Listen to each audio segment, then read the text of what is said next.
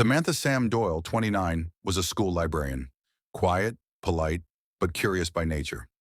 She lived alone in a small house on Pineview Street and spent her free time photographing wildlife and maintaining a little backyard blog. Her only family in town was her cousin Macy, and their bond was more like sisters than cousins. One week ago, Sam made a discovery that changed everything. It happened on a Thursday night. Sam had installed a new outdoor camera system after noticing strange noises in her backyard. She didn't expect anything serious. Maybe raccoons, maybe teenagers cutting through the alley. But when she checked the footage the next morning, what she saw made her blood run cold. The camera had caught a meeting. Two people, one she recognized immediately, her cousin Macy. The other, a man in a black hoodie, face half covered. They were in her backyard, whispering angrily, and then exchanging a thick envelope. At first, Sam thought it might be drug-related, but as she zoomed in on the man's jacket, she saw something chilling, a sheriff's badge. Why would Macy be meeting a deputy in the middle of the night? Why would money be involved? She transferred the video to a USB stick and locked it in her safe.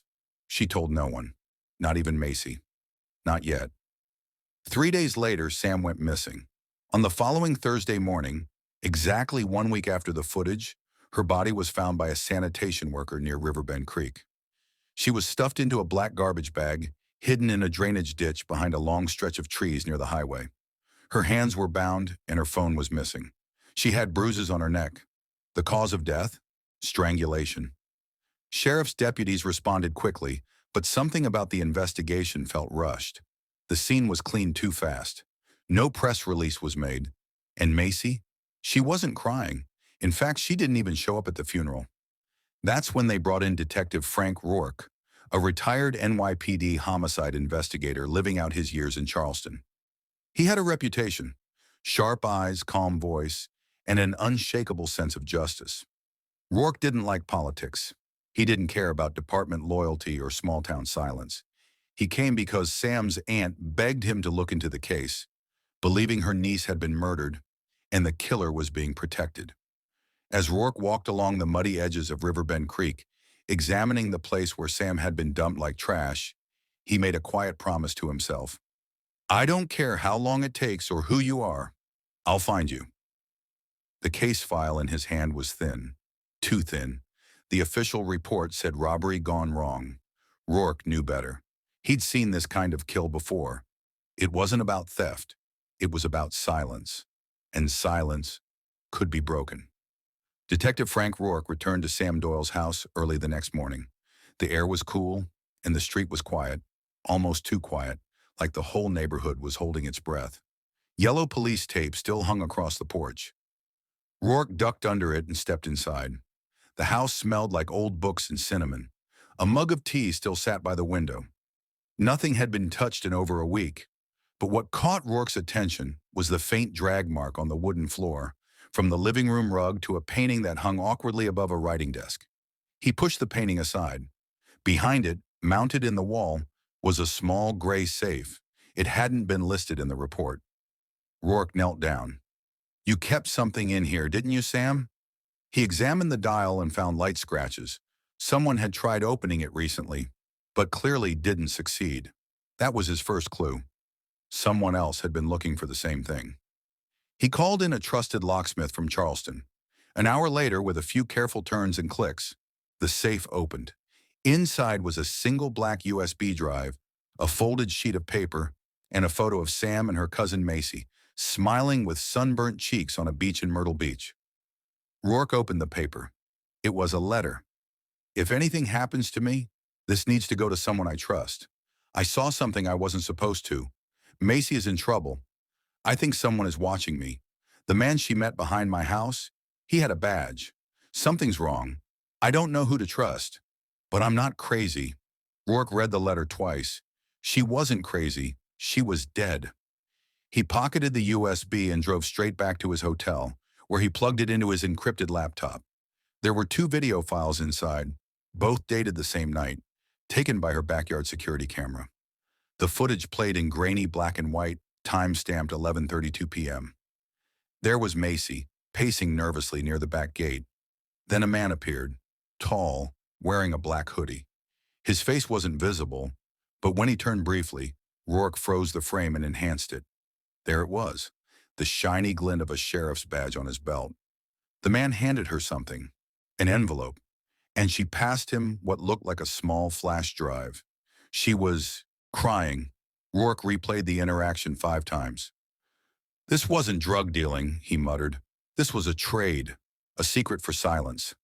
He zoomed in further and caught a clearer look at the man's neck, a small, faded tattoo just above his collarbone, a tribal snake. He made a note. Back in New York, that tattoo would have helped him ID a gang in 5 minutes. But here in Greenfield, that kind of ink usually belonged to one group, corrupt cops with a code of loyalty and violence. Rourke knew what he had now: motive, a secret deal, a badge involved, and a witness, Sam, who got too close. He printed stills from the video, backed up the footage 3 times, and wrote a short report summary to keep on hand in case anyone tried to stop him. Then he drove to the sheriff's station. When he stepped inside, Sheriff Kyle Mathers looked up from behind his desk with a tight smile. "Detective Rourke, didn't expect you back so soon. Something I can help you with?" Rourke smiled politely and handed him a printed still of the man in the footage. "Yeah," he said calmly. "You can tell me which one of your men wears a badge and a snake tattoo on his neck." Mathers' smile disappeared. Rourke watched his eyes shift, just for a moment, toward the photo, and then flick away. Bingo. He'd struck a nerve. This wasn't just a random crime. This was a cover-up, and someone in that very building was the next piece of the puzzle. Detective Frank Rourke sat across from Sheriff Kyle Mathers in a cold, too-clean office. A thick silence hung in the air like fog. Rourke didn't rush. He let the moment stretch. Mathers tapped his pen against the desk. "You say this is one of my deputies?" Rourke nodded, keeping his voice level. "I don't accuse without proof. I'm just asking who wears this tattoo and this badge." He slid the printed still closer. Mathers leaned in. His face stayed calm, but his hand twitched. "I'll have to check personnel record," he said. "We don't usually allow visible tattoos, but maybe someone from the old crew still has one." Rourke didn't believe him. Not for a second. The snake tattoo was distinct.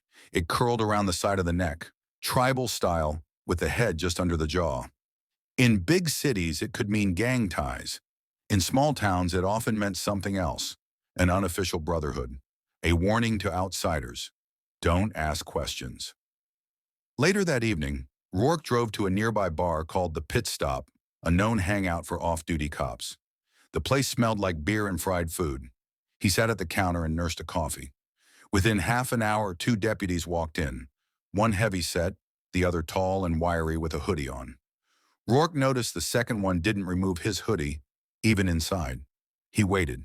When the man lifted his arm to sip from a beer bottle, the hoodie sleeve slipped just enough for Rourke to see it, the same tribal snake tattoo on his neck.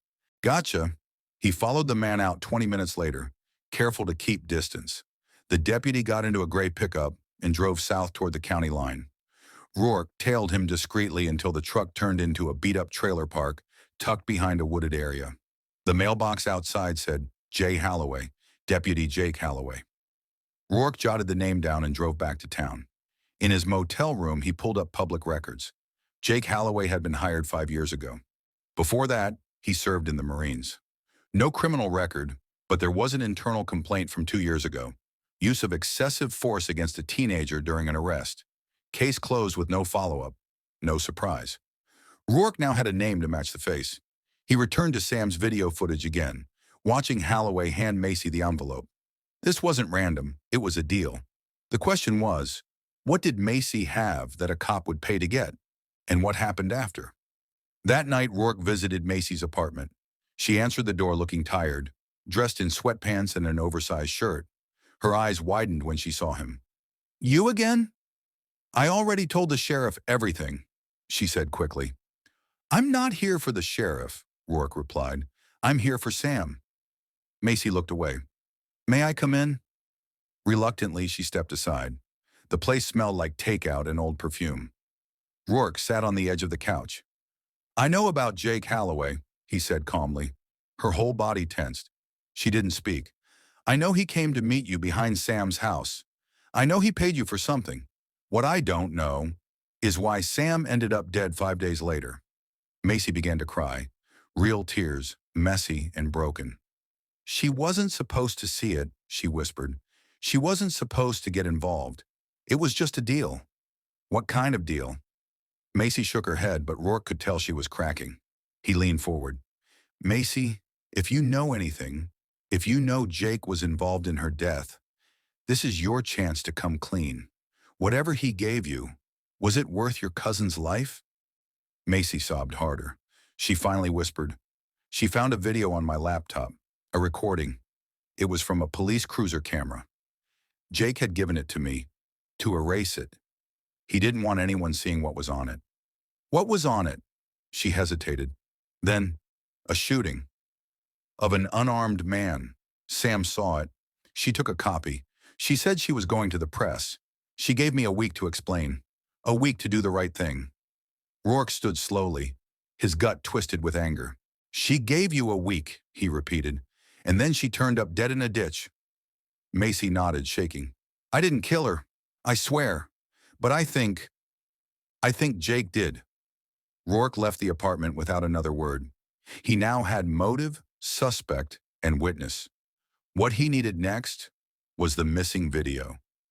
Detective Frank Rourke barely slept that night. The image of Samantha's lifeless body in that drainage ditch haunted him more now than ever.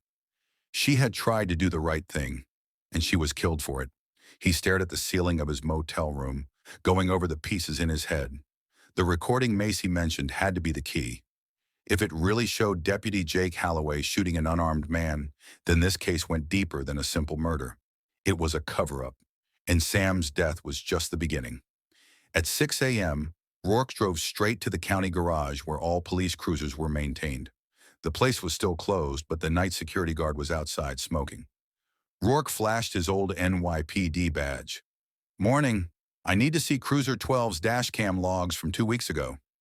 The guard squinted. That'd be Sheriff Department property.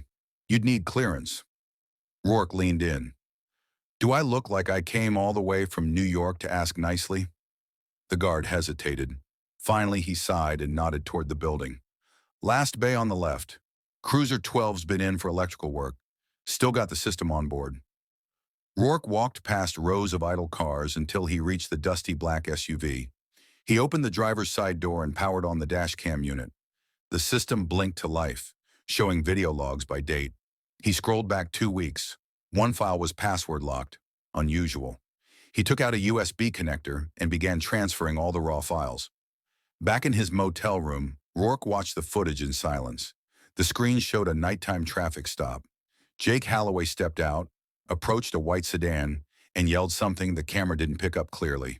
Then it happened. The man inside, early 20s, no weapon visible, opened the door slowly, hands raised. Holloway barked at him to get down. The man hesitated, looked confused. 3 gunshots. The man collapsed in the headlights. No warning. No struggle, just blood. The rest of the video showed Holloway calling it in, but calmly, without panic, like he'd rehearsed it. Then the screen went dark. Rourke's jaw clenched. He sat there, fists tight. Sam had seen this. Sam had copied it. Sam had tried to speak out. She was silenced. This was the kind of case that destroyed small towns and careers. If the footage went public, it would ruin not only Holloway, but anyone who helped cover it up, including Sheriff Mathers. Rourke copied the video to 3 encrypted flash drives. He mailed one to his lawyer in New York, just in case something happened to him. Then he dialed Macy again. She answered on the 3rd ring, voice trembling. What? What now? I saw the footage. I need you to tell me the truth now. All of it. She sniffled. After Sam gave me the warning, I told Jake she had the video. I begged him to just confess, but he got angry. He told me if she spoke, we'd all go down.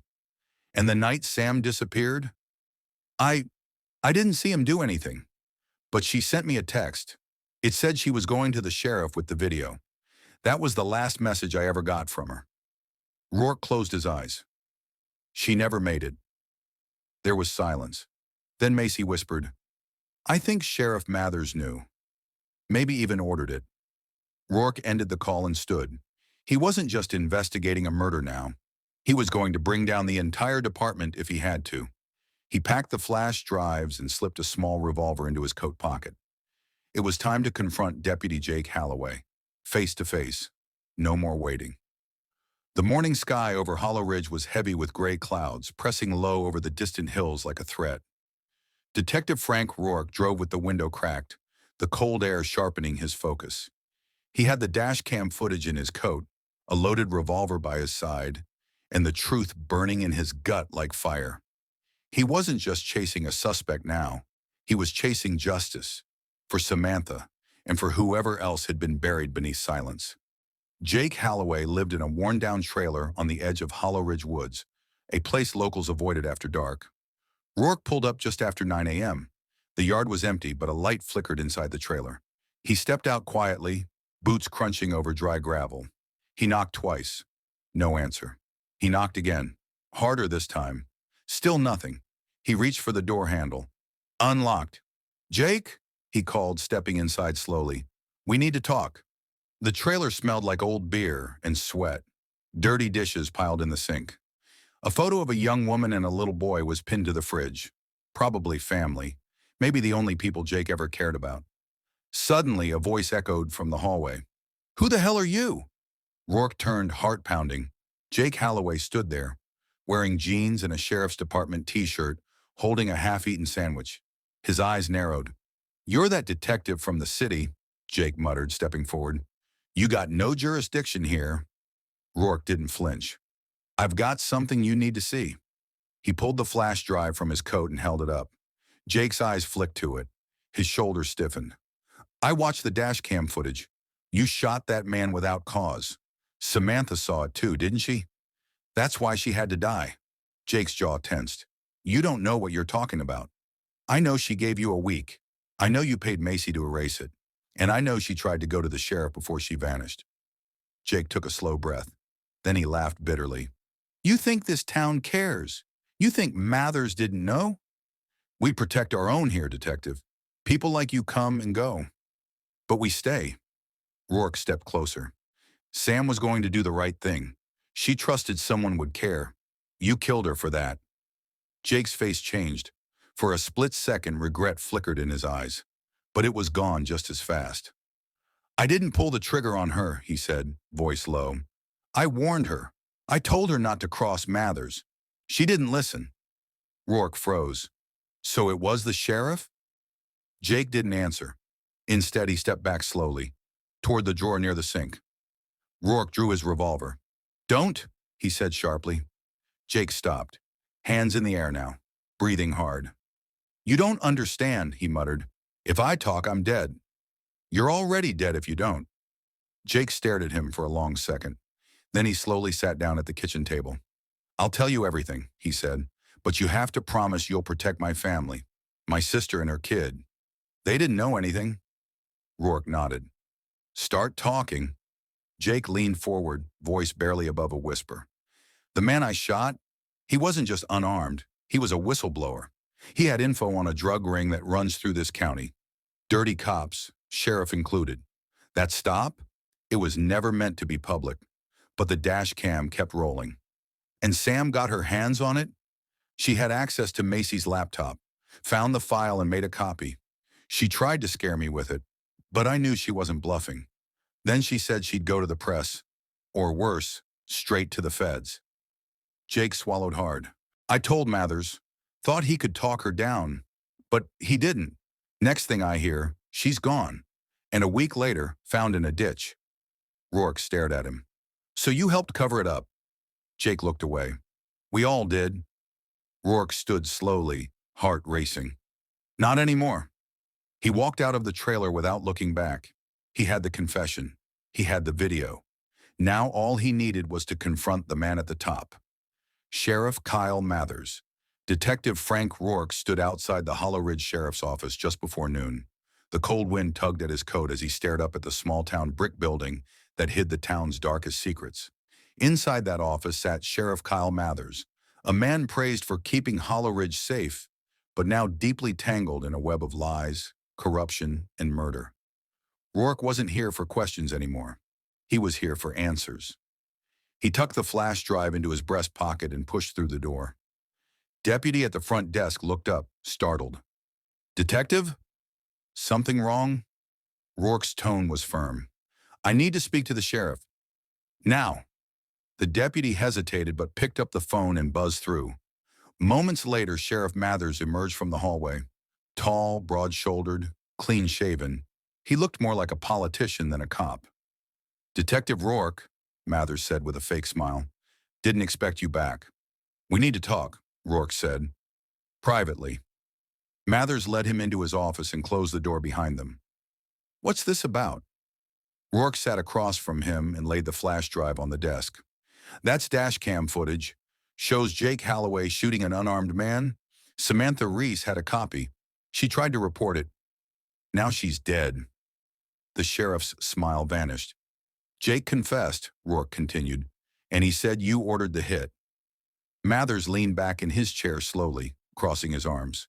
"You're coming into my town, throwing around accusations with no badge and no warrant?" "I've got evidence," Rourke said, "and copies are with my lawyer. You can't bury this." Mathers chuckled softly, shaking his head. "You really don't get it, do you?" "I get that Samantha was murdered because she stood up," Rourke said, voice rising. "And I'm going to make sure she didn't die for nothing." Mathers stared at him for a long time, then reached into his desk drawer. Not for a weapon, but for a file. He slid it across the table. "Read this," he said. Rourke hesitated, then opened it. Inside were surveillance photos, blurry images of Rourke meeting with Jake that morning, standing outside the trailer, flash drive in hand. "You've been followed?" Rourke asked, anger simmering. "Of course," Mathers said. "I've got my people everywhere." He stood up and walked to the window, hands behind his back. "You think you can threaten me with a few files and a confession from a man who's already drowning? You've got nothing the DA will touch." "I've got a pattern of cover-ups, a motive, and a confession," Rourke snapped. "I've got more than enough to start a federal inquiry." Mathers turned, suddenly serious. "Start one? I'll bury it. You think I run this alone? We've got state officials in our pocket, county judges. This goes way above me, Detective." Rourke narrowed his eyes. "Then I'll burn it all down." Mathers stepped closer. "And you'll disappear, just like Samantha." Silence fell in the room. Rourke stood slowly. "If I disappear, copies of everything I've found go straight to the Department of Justice. You think I came here unprepared?" Mathers clenched his jaw. Rourke leaned in. "You're not just dirty, you're desperate, and desperate men make mistakes." Without waiting for a response, Rourke turned and walked out. His hands trembled slightly, but his voice remained steady. This wasn't over. Not even close. Outside, his phone buzzed. A message from Macy. "Meet me at the old rail yard. 4 p.m. I have something else. Something big." Rourke felt his pulse quicken. The final piece might be closer than he thought. The wind howled through the abandoned rail yard as the sun dipped behind the hills. Rusted train cars stood like ghosts, forgotten by time, and weeds pushed up through the cracked pavement. Detective Frank Rourke stood by a derailed boxcar, coat collar turned up, waiting. At exactly 4 p.m., Macy Keller appeared, clutching a worn messenger bag, her face pale and anxious. "You came alone?" she asked, voice shaking. "I had to," Rourke said. "What did you find?" She pulled out a thick envelope. "Samantha sent me this a day before she died. Said if anything happened to her, I should give it to someone I trust." She hesitated. "I should have given it to you sooner. I was scared." Rourke took the envelope and opened it. Inside were a thumb drive, printed emails and photos. Clear, undeniable proof of a corruption ring run by Sheriff Mathers. There were wire transfers to shell companies, reports buried by hand-picked deputies, and internal memos warning Samantha to back off. The emails told the whole story. Samantha had discovered that Mathers and a few deputies were laundering drug money through seized property auctions. The unarmed man Jake shot? He was a federal informant with evidence on the sheriff's operation. Samantha tried to expose it. Mathers made sure she never got the chance. Rourke looked up at Macy. This is everything." She nodded. "There's more. Sam had cameras hidden in her apartment. I found the footage. Rourke's heart pounded. You're saying she caught her own killer on tape? Macy nodded again, more firmly this time. Not Jake. It was Deputy Weller. He came to talk. When she refused to hand over the footage, he grabbed her. She fought back. He slammed her head into the wall. She stopped moving. Rourke's breath caught. And the sheriff? He asked. Mathers showed up 15 minutes later, helped move the body, told Weller what to say. They dumped her in that drainage ditch like she was trash. Rourke's hands trembled as he inserted the thumb drive into his laptop. The video played, grainy but clear. It showed Weller and Mathers, their faces unmistakable. He had them, both. Come with me, Rourke said. You'll be safe. We'll go to the FBI, tonight. Suddenly, headlights appeared at the edge of the yard. A black SUV rolled in fast. Rourke grabbed Macy's hand and pulled her behind the boxcar. They followed me, she whispered, panicking. Rourke drew his revolver. Stay behind me. Two figures stepped out, Deputy Weller and another man. They had guns. Come out, detective, Weller shouted. No one has to get hurt. Just hand over the drive. You killed Samantha, Rourke shouted back. You're not walking away from this. Weller laughed. We'll bury you both, same way we buried her. Rourke stepped out, gun raised. Don't move! A gunshot cracked the air, but it wasn't from Rourke. It came from behind the SUV. Two black sedans had pulled up, and out stepped four agents in FBI jackets, weapons drawn. Drop your weapons, one agent barked. Weller and the other man froze. Rourke exhaled in relief. Macy burst into tears. Later that night, in the warmth of a federal office, Rourke handed over everything. Samantha's files, the confession, the footage. The FBI moved fast, raiding the sheriff's department, arresting Mathers, Jake, and Weller before dawn. The morning headlines read, Hollow Ridge Sheriff and deputies arrested in corruption, murder scandal. Brave whistleblowers, death sparks justice. Macy was placed under protection. Jake Holloway testified in court, pleading guilty and striking a deal. Mathers and Weller were charged with first-degree murder and conspiracy. The town of Hollow Ridge would never be the same. Rourke stood outside Samantha's grave a week later. Snow had started to fall. He placed a single lily on the stone. You didn't die for nothing, he whispered. They'll all answer for it. And then he walked away, his coat billowing behind him, ready for the next case, the next fight, and the next truth waiting to be uncovered.